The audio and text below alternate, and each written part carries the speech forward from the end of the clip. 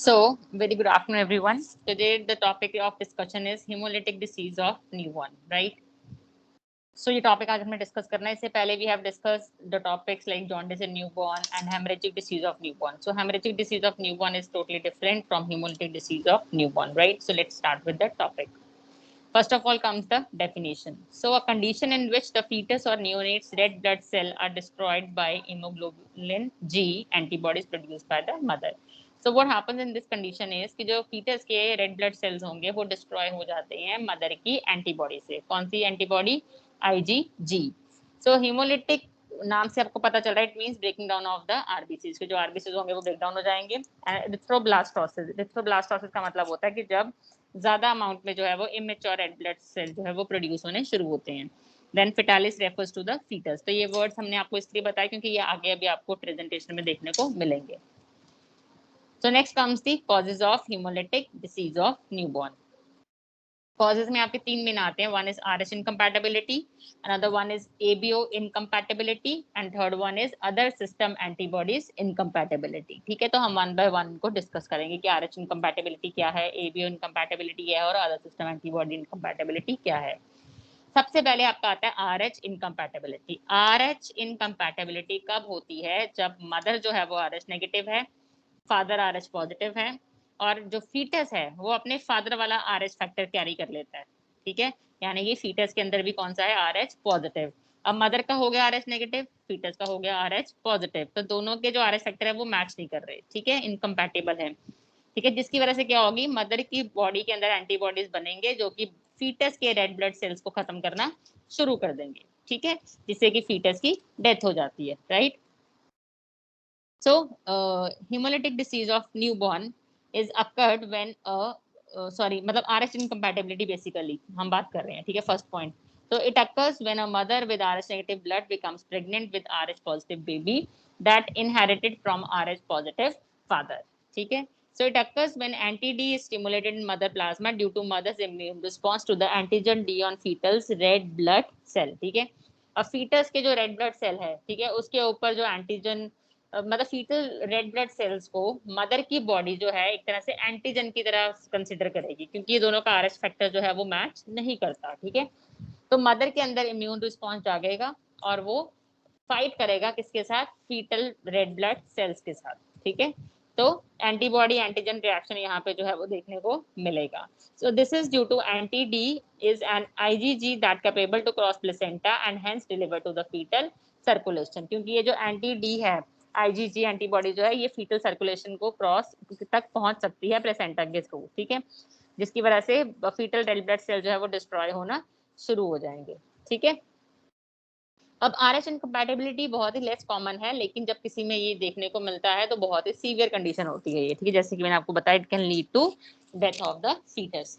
Then next आता है ABO incompatibility. ABO incompatibility में क्या होगा? When a mother with blood type O becomes pregnant with a foetus with different blood type. ठीक है, मतलब मदर जो है वो मदर का ब्लड ग्रुप जो है वो O है, लेकिन फीटस का ब्लड ग्रुप जो है वो डिफरेंट है, जैसे कि A है या B है या फिर AB है. ठीक है, एज वी ऑल नो जो O वाले होते हैं वो कौन होते हैं? यूनिवर्सल डोनर होते हैं. वो किसी को भी दे सकते हैं ब्लड, लेकिन ले नहीं सकते वो किसी से भी, है ना. तो वो चीज है. Then ABO antibodies is natural occurring antibodies that are clinically significant. ABO caused hemolytic disease of newborn is commonly occur but less severe. ये कॉमनली होता है बट इसमें सीवियरिटी ऐसे देखने को नहीं मिलती है, ज्यादा सीवियर कंडीशन ये नहीं है. देन है अदर अनएक्सपेक्टेड इम्यून एंटीबॉडीज. ठीक है, जैसे कि अदर फैक्टर्स हमने पढ़े थे. अदर आरएच एंटीबॉडीज में आपका आ जाएगा जैसे कि एंटी ई है, एंटी सी एंटीबॉडी है, एंटी सी है एंड एंटी ई है कॉम्बिनेशन में. ठीक है, एंटीबॉडी कॉम्बिनेशन है. एंड अदर एंटीबॉडीज में आपका आ जाएगा जैसे कि कैल सिस्टम एंटीबॉडीज है, Duffy MNS and Kidd system antibodies है. ये रेयर कॉज करती है हेमोलिटिक डिसीज ऑफ न्यूबॉर्न को. तो मेन आपके इसके अंदर हेमोलिटिक डिसीज ऑफ न्यूबॉर्न में मेन आपका आता है आरएच इनकम्पैटिबिलिटी, जो कि ज्यादा कॉमनली तो नहीं अकर होता, लेकिन कि जब होता है तो बहुत ही सीवियर कंडीशंस को अराइज कर देता है.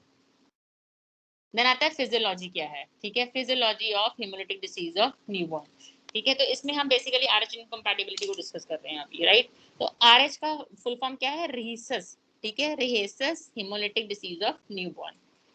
So in a first pregnancy, RH sensitization is not likely. Usually it only becomes a problem in a future pregnancy with other RH positive baby.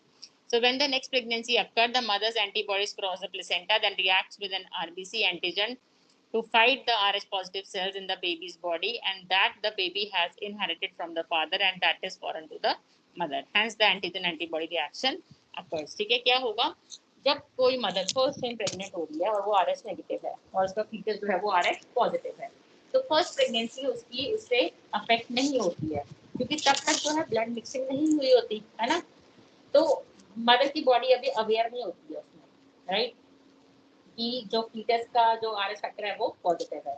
लेकिन जब वो फर्स्ट बेबी को डिलीवर कर देती है, राइट, फर्स्ट बेबी को deliver करने के बाद उसकी बॉडी के अंदर एंटीबॉडीज बन चुकी होती है, ठीक है, ऑलरेडी एंटीबॉडीज बन चुकी थी क्योंकि ड्यूरिंग टाइम ऑफ लेबर जो है वो है तो उससे आरएस एंटीबॉडीज जो है वो एक्टिवेट हो जाती हैं।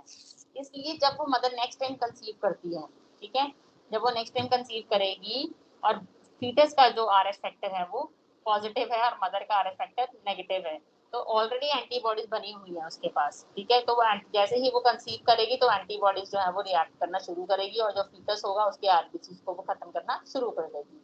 तो इसको हम क्या बोलते हैं, एंटीजन एंटीबॉडी इंटरैक्शन होती है जिससे, ठीक है, सो एंटीजन एंटीबॉडी रिएक्शन है ये। Then sensitization of the baby's RBCs by mother's IgG antibody cause the baby's RBC to be destroyed, क्योंकि एंटीजन एंटीबॉडी रिएक्शन होगा उसकी वजह से जो RBCs होंगे वो डिस्ट्रॉय हो जाएंगे। These antibody coated RBCs are removed from fetal circulation by the macrophages of the spleen and the liver, ठीक है। अब जो बच्चे की आरबीसी होंगे उस पर सारा कवरिंग क्या हो गया, एंटीबॉडी का, और ये वाले जो एंटीबॉडी कवर्ड आरबीसी होंगे ये हमारे फीटल सर्कुलेशन के अंदर जो मैक्रोफेजेस होते हैं, ठीक है, वो उसको क्लीन कर देते हैं, खत्म कर देते हैं, रिमूव कर देते हैं।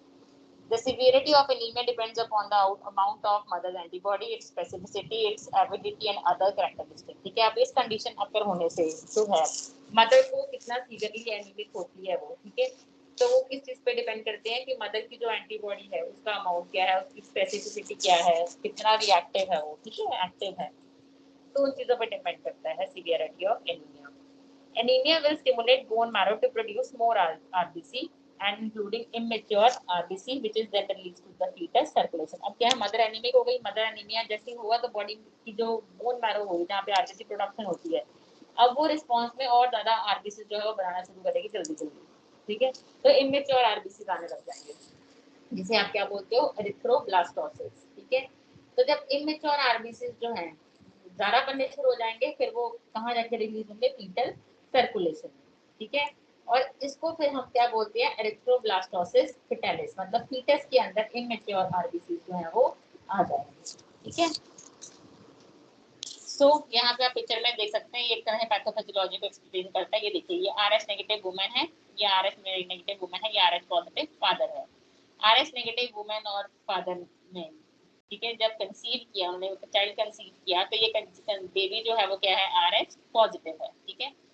अब cells from RH negative, RH positive fetus enters woman's bloodstream, ठीक है। अब जो fetus होगा RH positive वाला, उसके जो cells होंगे वो एंटर करेंगे मदर की ब्लड स्ट्रीम में, तो eight the time of labour होता है ये मेनली, ठीक है।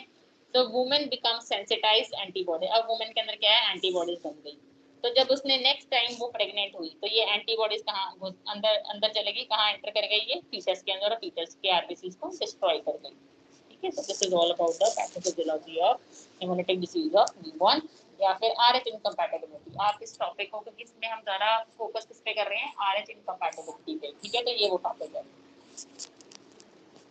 So this is again the picture which explains the mechanism of hemolytic disease of newborn, that is RH incompatibility को जो explain करता है, ठीक है।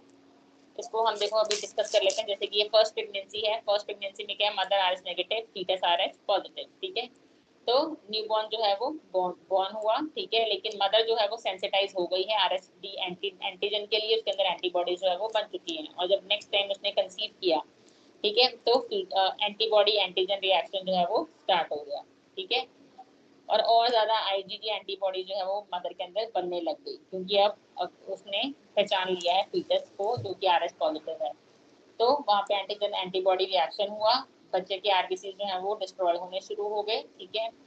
आरबीसी जब डिस्ट्रॉय होते हैं तो उससे क्या निकलता है, बिलीरुबिन निकलता है, ठीक है। बिलीरुबिन जब ज्यादा अमाउंट में बढ़ जाता है तब हम उसे क्या बोलते हैं, कर्निक ये आपको मैंने बताया था, जो कि सीएनएस सिस्टम को डैमेज करता है, सेंट्रल नर्वस सिस्टम को, ठीक है। और माइल्ड एनीमिया या फिर जॉन्डिस होता है, ठीक है। माइल्ड एनीमिया या जॉन्डिस हो सकता है। सो this is about the picture which explains the mechanism of haemolytic disease of newborn और आरएच इनकम्पैटिबिलिटी, ठीक है। अब नेक्स्ट आता है एबीओ इनकम्पैटिबिलिटी। एबीओ इनकम्पैटिबिलिटी में क्या है, incompatibility of ABO between the mother and the foetus. A portion of the mother's ABO, a portion of the mother's ABO antibodies may be IgG and cross the placenta, ठीक है। तो क्योंकि यहाँ पे blood group जो है वो match नहीं करता है, ठीक है, ब्लड ग्रुप मैच नहीं कर रहा है तो उससे क्या होगा,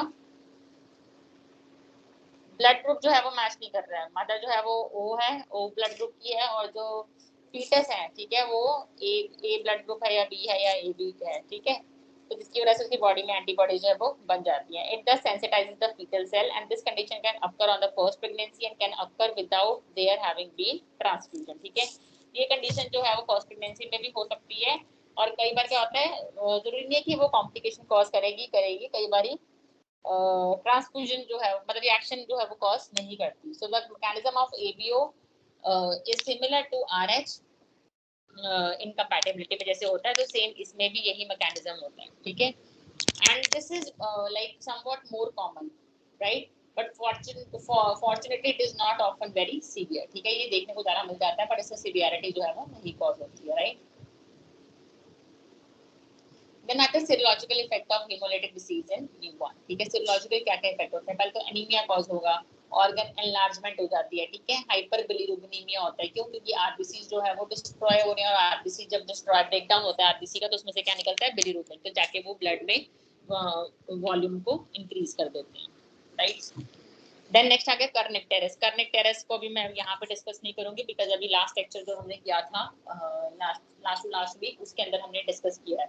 कर्निक टेरेस हम कब बोलते हैं, जब अनकॉन्जुगेटेड बिलीरुबिन का लेवल जो है 20 mg पर डेसीलीटर से ज्यादा हो जाता है ना, और वो सीएनएस को डैमेज करना शुरू कर देता है, ठीक है। तो कर्निक टेरेस भी इसका एक कॉज है, कॉज नहीं बोल सकते आप, एक इसका रिजल्ट होता है। देन हाइड्रॉप्स फिटेलिस हो जाता है इससे, ठीक है। हाइड्रॉप्स फिटेलिस का मतलब क्या है, क्योंकि अब आरबीसी ब्रेकडाउन होने शुरू हो गए, ठीक है, और जो रेड ब्लड सेल्स की जो अब बोन मैरो में प्रोडक्शन होगी वो तेज हो जाती है फीटस में भी, ठीक है। तो फीटस में भी एनीमिया हो रहा है क्योंकि उसके आरबीसी डिस्ट्रॉय हो रहे हैं, ठीक है। तो फीटस के अंदर क्या होगा, आरबीसी प्रोडक्शन का जो प्रोसेस है वो आगे बढ़ जाएगा। आई थिंक मेरी वॉइस बीच में लूज हो गई, लॉस हो गया कहीं पे, है ना। हाइड्रॉप्स विटेलिस है इसका, ठीक है। रिजल्ट कर्नेक्टिविस भी हो सकता है, देन इसका रिजल्ट जो है वो हाइड्रॉप्स विटेलिस भी हो सकता है। हाइड्रॉप्स विटेलिस में क्या होता है, इसके अंदर जो फीटस एनीमिया होगा वो बहुत ज्यादा जब वर्सन हो जाता है, तो उसकी फीटस की बॉडी के अंदर आरबीसी प्रोडक्शन का जो प्रोसेस होगा वो एक्सेलरेट हो जाएगा, जिसकी वजह से लीवर और स्प्लीन का साइज जो है वो इंक्रीज हो जाएगा, ठीक है। और एज अ रिजल्ट अब लीवर और स्प्लीन का साइज इंक्रीज हो रहा है, उसकी वजह से पोर्टल हाइपरटेंशन हो जाती है, जिससे कि लीवर जो होगी वो एल्ब्यूमिन प्रोडक्शन को कम कर देगी, क्योंकि पोर्टल हाइपरटेंशन है, उससे क्या होगा, लीवर पे स्ट्रेस होगा और वो एल्ब्यूमिन प्रोडक्शन को कम कर देगी। This in turn result in oedema. अब एल्ब्यूमिन कम हो जाएगा बॉडी के अंदर, तो उससे क्या होगा, एडिमा होगा, as you can see in the pictures on the left side of this slide. Then oedema is an abnormal accumulation of fluid beneath the skin, ये आपको पता है, राइट। और इसी कंडीशन को हम हाइड्रॉक्स फिटेलिस बोल देते हैं, ठीक है। Again I am repeating, foetus को एनीमिया होगा, एनीमिया होने की वजह से क्या होगा, प्रोडक्शन जो होगी आरबीसी की वो ज्यादा हो जाएगी, और आरबीसी प्रोडक्शन जब ज्यादा होगी तो it will give rise to portal hypertension. Portal hypertension होगी तो लीवर जो होगा वो एल्ब्यूमिन को कम प्रोड्यूस करेगा, और एल्ब्यूमिन कम होता है बॉडी में तो क्या होगा, फिर एडिमा हो जाएगा, और इस कंडीशन को हम क्या बोलते हैं, हाइड्रॉप्स फिटेलिस, राइट। देन नेक्स्ट आता है क्लिनिकल सिम्टम्स, ठीक है। तो क्या क्या क्लिनिकल सिम्टम जो है वो आपको हेमोलिटिक डिसीज ऑफ न्यूबॉर्न में देखने को मिल सकते हैं, ठीक है। So varies from mild jaundice and anaemia to hydrops fetalis, ठीक है। तो अगर जॉन्डिस हुआ बच्चे को सिर्फ तो उसके सिम्टम अलग होंगे, एनीमिया हुआ तो सिम्टम अलग होंगे, अगर हाइड्रॉप्स फिटेलिस होगा तो सिम्टम्स अलग होंगे। हाइड्रॉप्स फिटेलिस में बेसिकली क्या होता है, पूरी बॉडी में जर्नलाइज्ड एडीमा हो जाता है, एसाइटिस हो जाता है, प्लूरल एफ्यूजन हो जाएगी, पेरिकार्डियल एफ्यूजन हो जाएगी बच्चे को, ठीक है। और हिपैटोस्प्लीनोमेगाली तो हो ही जाएगी, लीवर और स्प्लीन का साइज जो है वो बढ़ जाएगा। देन लेबर और डिलीवरी के टाइम पे ऐसे बेबी को डिलीवर करते हुए जिसको कि हीमोलिटिक डिसीज ऑफ न्यूबॉर्न है, ठीक है, उसको एस्फिक्सिया होने के चांसेस है और उसकी स्प्लीन रप्चर होने के चांसेस हैं due to splenomegaly, right. Then आता है पोस्टनेटल प्रॉब्लम्स। पोस्टनेटल प्रॉब्लम बच्चों को क्या क्या हो सकती है? एस्फिक्सिया हो सकता है, पल्मोनरी हाइपरटेंशन हो सकता है, पैलर हो सकता है, एडीमा हो सकता है, रेस्पिरेटरी डिस्ट्रेस हो सकता है, कोगुलोपैथीज हो सकती है, जैसे कि उसका प्लेटलेट काउंट डिक्रीज हो जाएगा, क्लॉटिंग फैक्टर्स भी डिक्रीज हो जाएंगे। Then even it can lead to jaundice, kernicterus hypoglycaemia, ठीक है। देन नेक्स्ट आता है सीरोलॉजिकल टेस्टिंग, ठीक है।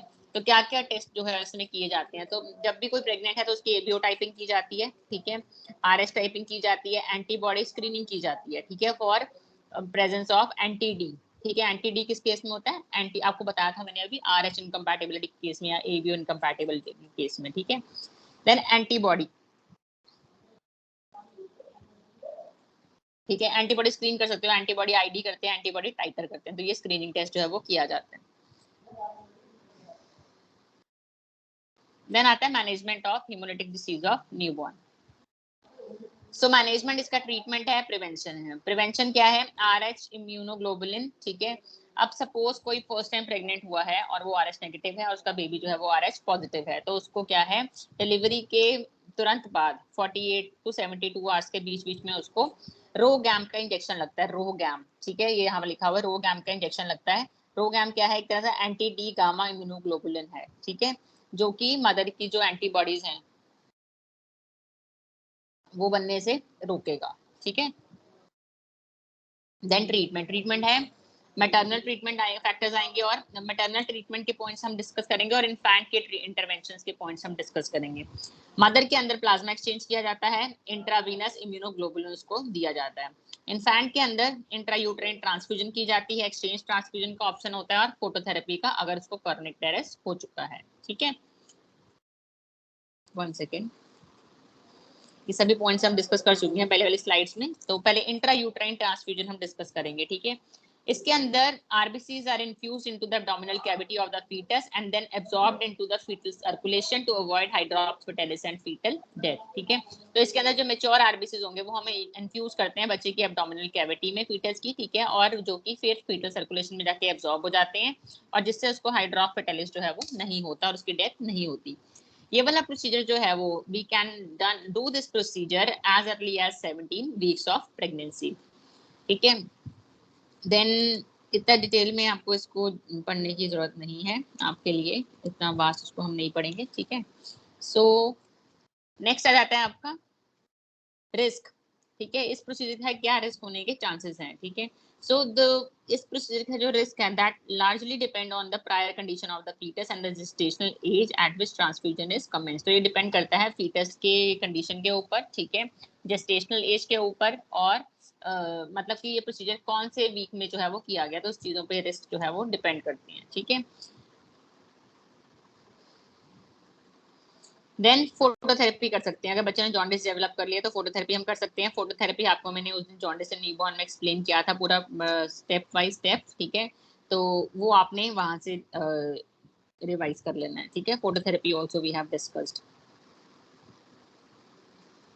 सो एक्सचेंज ट्रांसफ्यूजन, ठीक है, एक्सचेंज ट्रांसफ्यूजन भी हमने डिस्कस किया था डिटेल में जॉन्डिस एंड न्यूबॉर्न टॉपिक के अंदर, ठीक है। So those who want to have a briefing on this, you can again watch that video which is available on this YouTube channel, right?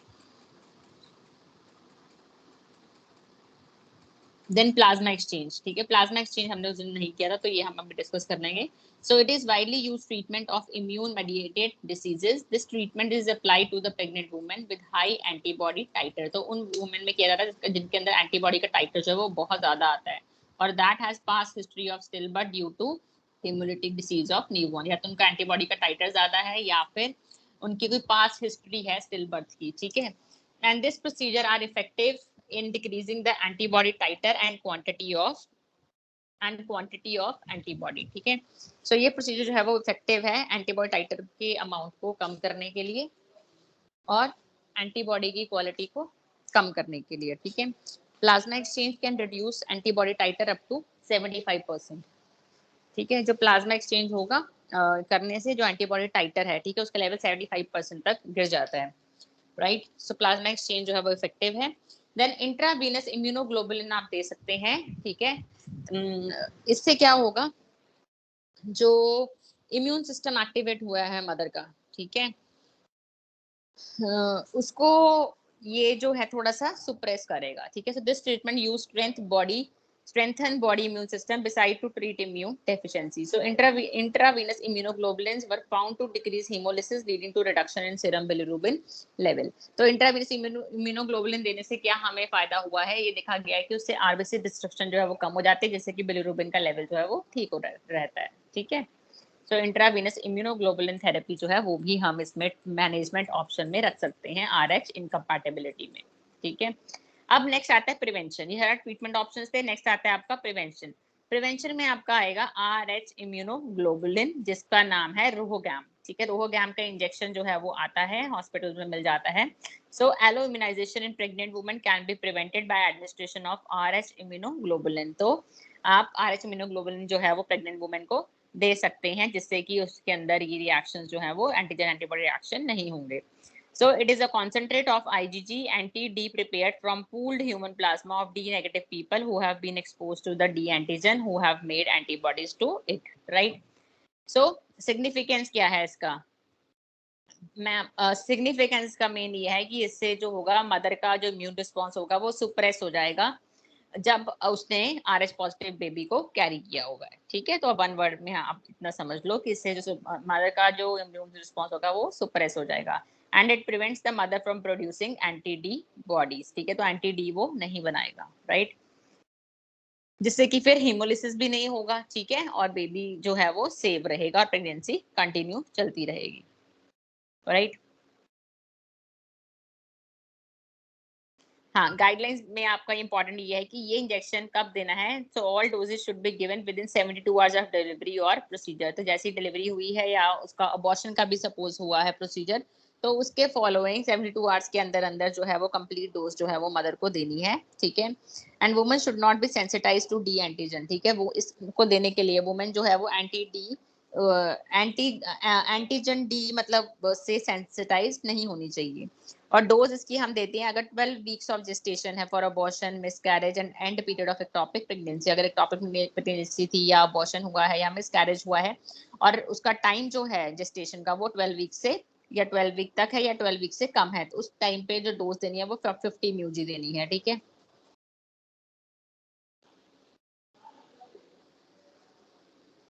One second.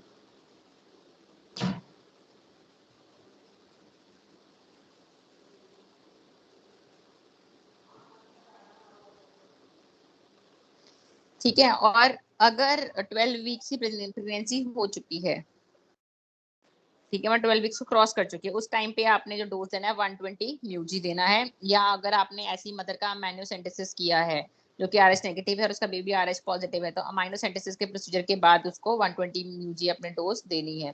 And after delivery of D positive infant, ठीक है, या उसकी delivery हो चुकी है, baby की first delivery उसकी हो चुकी है RH पॉजिटिव बेबी की, तो उसको 120 म्यूजी डोज देना है। और 300 म्यूजी डोज आप तब दोगे जब प्रेगनेंसी को 28 हफ्ते हो गए हैं, ठीक है, और 28 हफ्ते के बाद उसका एमनियोसेंटेसिस हुआ है या उस बेबी की डिलीवरी जो है वो 28 वीक के बाद हुई है, तब जो डोज है वो बढ़ा कर देनी है, दैट इज 300 म्यूजी, right. So this is all about the topic that is hemolytic disease of newborn. Again, I am giving a summarization of this topic, ठीक है, as this particular presentation is little bit in detail, but as per your diploma program, ठीक है, whatever details are required as for your level मतलब point of knowledge और examination point of view से वो सब मैं explain करके एक बार दोबारा से summarization कर रही हूँ। definition हमने इसकी पढ़ी, ठीक है, और इसके कॉजेज हमने पढ़े, 3 कॉजेज है, RH इनकम्पैटिबिलिटी, ABO इनकम्पैटिबिलिटी और अदर सिस्टम एंटीबॉडी इनकम्पैटिबिलिटी। और ज्यादा फोकस इसके ऊपर हमने किया किस पे है, RH इनकम्पैटिबिलिटी पे, जो कि लेस कॉमन होती है बट अगर हो जाए तो बहुत सीवियर होती है, ठीक है। RH इनकम्पैटिबिलिटी आपको बताया मैंने, ABO इनकम्पैटिबिलिटी बताया, देन अदर एंटीबॉडीज आपको मैंने बताए, ठीक है। देन फिजियोलॉजी हमने इसकी पढ़ ली है RH इनकम्पैटिबिलिटी की, ठीक है, कि कब होता है ये, अगर मदर RH नेगेटिव है, फादर पॉजिटिव है और फिर बेबी भी RH पॉजिटिव है, तब ये अकर हो सकता है। और फर्स्ट प्रेगनेंसी को ये हार्म नहीं करता, कोई हार्म नहीं होता इसे, लेकिन सेकंड प्रेगनेंसी में ये हार्म करता है, क्योंकि फर्स्ट उसमें प्रेगनेंसी में at the time of labour there is mixing of the blood, तो उससे मदर की बॉडी रिकॉग्नाइज कर जाती है और उसके अंदर एंटीबॉडी बनी होती है पहले से, ठीक है। जब मदर नेक्स्ट टाइम प्रेग्नेंट होती है, तो सेकंड प्रेगनेंसी होती है उसकी, तो वो एंटर कर जाती है through placenta to the fetus circulation, ठीक है, जिससे कि फिर बेबी के जो आरबीसी होते हैं वो डिस्ट्रॉय होने शुरू हो जाते हैं। और अगर आरबीसी डिस्ट्रॉय हो रहे हैं तो उससे बिलीरुबिन रिलीज होगा, बिलीरुबिन रिलीज होगा तो जॉन्डिस होगा बच्चे को, या फिर कार्निक टेरेस भी हो सकता है, ठीक है। बाकी हमने कार्निक टेरेस डिटेल में पढ़ चुके हैं। हाइड्रॉप्स विटेलिस में क्या होता है कि जैसे ही एनीमिक कंडीशन बच्चे की राइज हो जाएगी, क्योंकि आरबीसी डिस्ट्रॉय हो रहे हैं, तो जैसे ही एनीमिक कंडीशन राइज हो जाएगी तो जो बोन मैरो होगी वो ज्यादा आरबीसी बनाने लग जाएगी, जिसके रिस्पॉन्स में लीवर और स्प्लीन का साइज जो है वो बड़ा हो जाएगा, ठीक है, लार्ज हो जाएगा, जिससे पोर्टल हाइपरटेंशन हो जाती है, ठीक है। एंड अल्टीमेटली क्या होगा, लीवर जो होगी एल्ब्यूमिन प्रोडक्शन कम कर देगी, and this in turn result in oedema, that is called as hydrops fetalis, ठीक है। बाकी इसके टेस्टिंग आपको बताया कौन कौन से करवाने हैं प्रेगनेंसी में। प्रेगनेंसी में जब एबीओ टाइपिंग की जाती है, आरएस टाइपिंग की जाती है, एंटीबॉडी स्क्रीन किया जाता है, एंटीबॉडी आईडी किया जाता है, और एंटीबॉडी टाइटर किया जाता है। देन मैनेजमेंट में आपके पास दो ऑप्शंस हैं, ट्रीटमेंट का और प्रिवेंशन का। प्रिवेंशन में हम इंजेक्शन लगाते हैं रोगैम का डिलीवरी के 72 आवर्स के अंदर अंदर। डोज आपको मैंने बताई है according to the period of gestation adjust करनी होती है। 50 म्यूजी है, 120 म्यूजी और 300 म्यूजी है। और ट्रीटमेंट के अंदर इन्फेंट की ट्रीटमेंट अलग है, मैटरनल मदर की अलग है। मदर में हम प्लाज्मा एक्सचेंज करते हैं और इंट्रावीनस इम्यूनोग्लोबुलिन देते हैं। इन्फेंट के अंदर हम इंट्रायूट्राइन ट्रांसफ्यूजन करते हैं, एक्सचेंज ट्रांसफ्यूजन हम करते हैं, और फोटोथेरेपी हम करते हैं, ठीक है। सो इंट्रायूट्राइन ट्रांसफ्यूजन जो है, ठीक है, वो हम 17 वीक्स तक कर सकते हैं, और इसमें हम आरबीसीज को इन्फ्यूज करते हैं बच्चे की एब्डोमिनल कैविटी के अंदर when it is inside the uterus, ठीक है, जो कि फीटल सर्कुलेशन में अब्जॉर्ब हो जाते हैं और उससे हाइड्रॉप्स फिटेलिस की कंडीशन नहीं अराइज होती है, राइट। देन पोस्टपार्टम बेबी के डिलीवरी के बाद फोटोथेरेपी हम करते हैं, जिससे कि उसका बिलीरुबिन का लेवल जो है वो कम हो जाता है। फिर एक्सचेंज ट्रांसफ्यूजन हम कर सकते हैं, ठीक है, अगर कर्निक टेरेस हो गया है। कर्निक टेरेस का मतलब क्या है, 20 mg पर डेसीलीटर से ज्यादा अमाउंट है अनकॉन्जुगेटेड बिलीरुबिन का, तब हम ये करते हैं। देन प्लाज्मा एक्सचेंज भी हम उस कंडीशन में कर सकते हैं। देन हमारे पास लास्ट ऑप्शन ट्रीटमेंट का बचता है, दैट इज इंट्रावीनस इम्यूनोग्लोबुलिन हम देते हैं, दैट इज IVIG, ठीक है। और प्रिवेंशन हमने आपको बता दिया कि इसमें इंजेक्शन लगेगा रोहुटैम का मदर को, ठीक है। सो this is all about today's topic, that is hemolytic disease of newborn, और इसमें जो हमने मेन टॉपिक डिस्कस किया that is RH incompatibility. So I hope this topic is clear to all of you. If you are having any kind of doubt, you are always free to ask for your queries. Thank you so much for your attention. Thank you, बच्चे.